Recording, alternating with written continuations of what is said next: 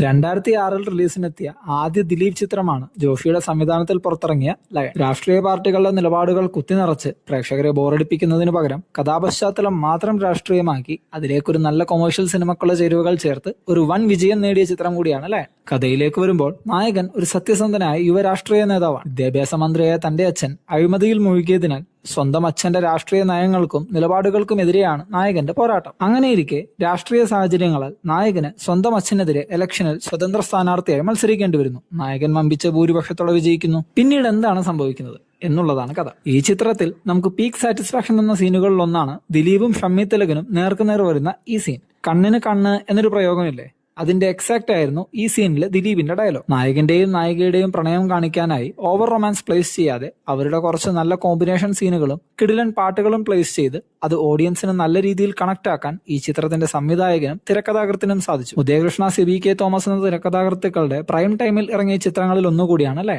Box office വിജയം നേടിയ ഈ ചിത്രം പിന്നീട് തമിഴിൽ ശരത് കുമാർ നായകനായി നമ്മ നാടു എന്ന പേരിലും തെലുങ്കിൽ രാജശേഖർ നായകനായി എവദൈത നഗന്തി എന്ന പേരിലും റീമേക്ക് ചെയ്തിരുന്നു. ലയൺ എന്ന ഈ ചിത്രത്തെ പറ്റിയുള്ള നിങ്ങളുടെ അഭിപ്രായം കമന്റ് ചെയ്യുക.